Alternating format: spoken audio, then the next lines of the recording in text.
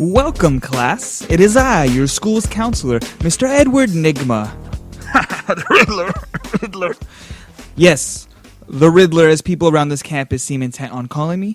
Well, today I'll be discussing a social concern with this mature-looking sophomore class, one that is of national concern, and that is adolescent depression. Can anyone here tell me what depression is? Yes, Batman.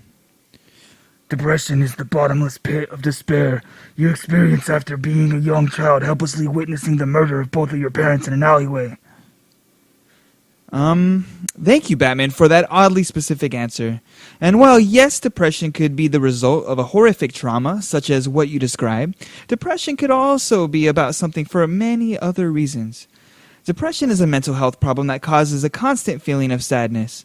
Along with these other mood disorders, such as dismay, worthlessness, hopelessness, and possibly a decline in physical activity, and many other behavioral and emotional symptoms, it is essentially this invalid response to stressors of life.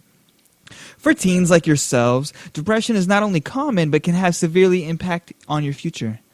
Obviously, many of you experience the downs of adolescence in life, especially with the academic and social expectations you have. However, for some of you, that just feeling is a little bit more down than just temporary. That's what we're talking about today. Gee, glad we're starting our day on such a downer. Yes, right. Let's talk about how prevalent adolescent depression is. Studies have shown that during adolescence, there is a dramatic increase in depression. 14% of people aged 12 to 17 have experienced at least one major depressive episode, with about half of them also having had suicidal thoughts. Adolescent depression sets the stage for adult depression and globally accounts for more than mortality rates and financial costs than any other mental health disorder. All of the gadgets, bat suits, Batmobiles, and bat planes I've bought to treat my depression may have skewed that financial cost a bit. Right. Well, look, girls have higher rates of depression than boys, and Latina girls have the highest rates of depression. Other marginalized groups, such as the LGBTQ and indigenous youth, as well as those who've been bullied, have high rates of major depressive episodes. Social support and the perception of one's social support can also play a big role in who will experience depression, as those who without it, or at least think they do not have it, they're way more prone to depression. And now let's talk about who here wants to share a symptom of adolescent depression. Oh yes, Superman.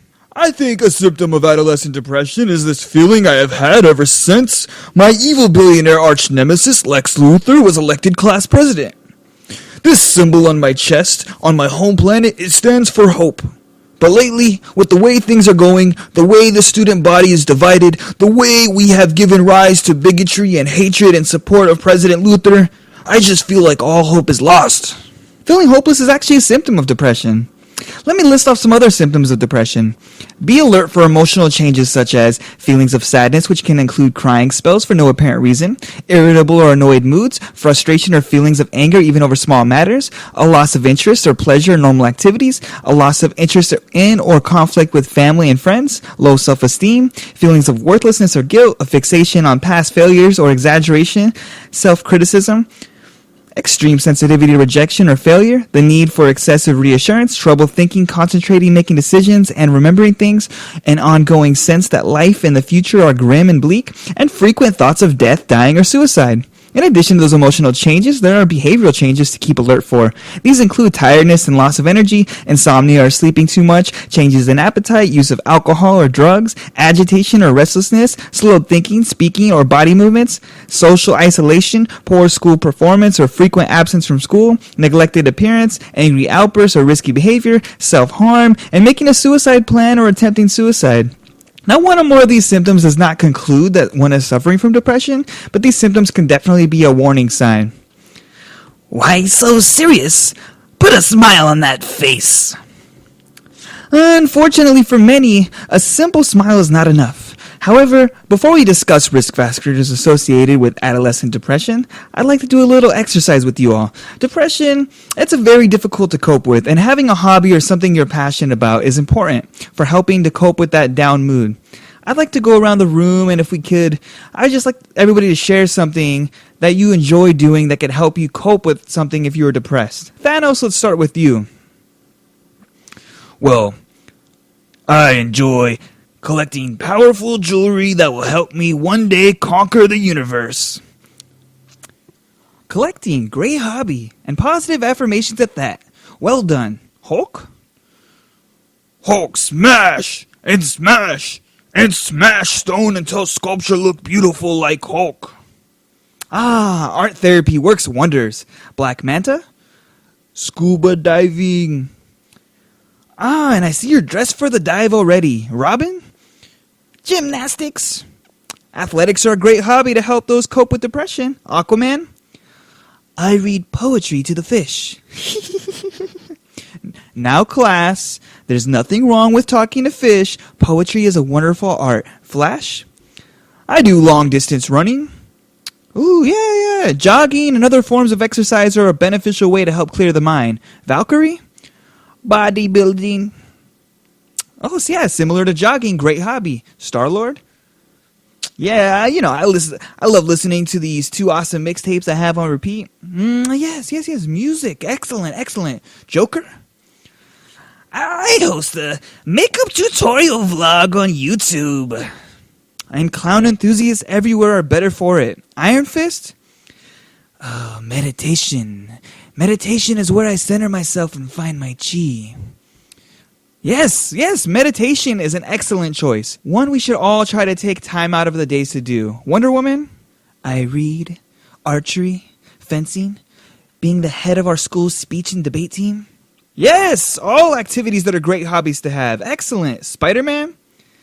Well, I'm kind of a photographer, more of a selfie enthusiast. Selfie enthusiast, that's a thing.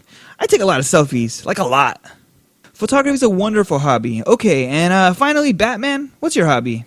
I enjoy wearing lots of black and fighting the symptoms of systemic oppression rather than using my vast wealth to challenge the oppression itself.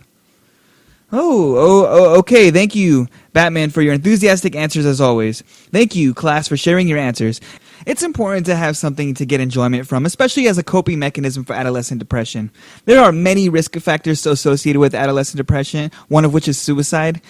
Teens who develop depression are also at an increased risk for more depression down the line, anxiety, nicotine dependence, difficulties in education and employment, and unplanned pregnancy. As many as 2/3 of adolescents between 14 and 16 who show signs of depression will experience another episode before 21. Having a major depressive episode during adolescence can affect one's cognitive, affective, and behavioral development, especially if left untreated. So then riddle me this: how can we effectively treat adolescent depression? Smash depression until stupid depression goes away. That's a good suggestion, Hulk, but it's a bit more complicated than that. There are several different methods that are used inside and outside of schools, both as preventative and reactive measures. There are arguments for and against several different plans, but the bottom line is that there is more benefit to prevention screening than not. One treatment program I would like to discuss today is the Penn Prevention Program, or PPP. With this program, counselors seek to combat pessimism in adolescents and was very successful by helping youth improve their concept of self, which is related to depression. PPP is separated into two components, problem solving and cognitive. We're going to do a quick exercise today to demonstrate each of these components. First, the problem solving component of PPP, I ask each of you to think about your goals before acting. I told you to pick a problem and generate a list of possible solutions to that problem and to make a list of pros and cons for each solution so that we can make a decision. I'm going to use Flash's worksheet as an example today. Yeah, because mine was too detailed to discuss for class. Okay, so the Flash put his problem is that he's struggling to cope with the death of his mother. I'm sorry you had experienced that at such a young age. But now let's look at the solutions you've offered, and then we can weigh the pros and cons for each to make the best decision. Option 1, use my gifts to save lives so maybe I can feel better about my own loss. Or option 2, use my gifts to run so fast that I run through the timeline and back in time so that I could save my mother from dying in the first place, therefore altering the timeline forever at the risk of disastrous butterfly effects. Hey, it seems logical. Okay, so pros and cons you listed for option 1. Pros, you save people's lives. You use your trauma as a positive fuel for change.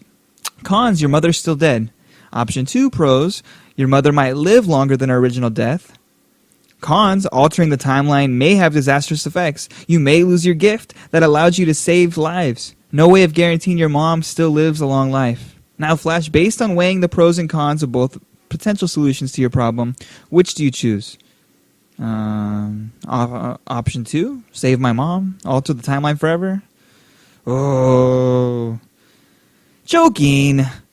Although the chance of saving my mom is enticing, the healthier choice is clearly option 1. Can we run back in time to save my parents? I miss my mom, Martha. Excellent choice, Flash. So class, that was an example of PPP's problem-solving component. Finally, we will demonstrate the cognitive component. I asked you to identify a negative belief, then evaluate that belief by examining the evidence for and against it. I have chose Thanos as an example to present to the class. Fun isn't something that one considers when balancing the universe, but this does put a smile on my face. Right. Well, the negative belief that Thanos identified was his belief that he needs to conquer the universe in order to find inner peace. So let's examine the evidence for and against this. Historically, there have been many conquerors, and would-be conquerors too. You believe that conquering would bring you inner peace? Is there any real evidence that would support that? Well, no. But I think it would make me feel good to be the ruler of the universe. Possible, sure, but what do you think would be evidence against that? Well, many conquerors fail, are betrayed, are toppled, battle inner demons and paranoia, and crave more power while at the top. So after examining the evidence for and against this negative belief, do you think that you should continue holding this belief? No, I suppose not. Gee. And there you have it. That was an example of the PPP strategy for depression prevention. Now, depression is a serious issue, as I've mentioned before, and it's very important that counselors like myself work on preventing and reacting to depression cases. It's also important that you looked after each other. If you notice a friend or a classmate is displaying signs of depression, please seek help, because that could save them from so many problems down the line, or even worse, suicide. Thank you, class. Thank you for all your time today. I've also compiled a list of some of you that I'll be reaching out to later this week to discuss some of these serious issues you presented me today. We gotta work on getting you access to the right help. Thank you.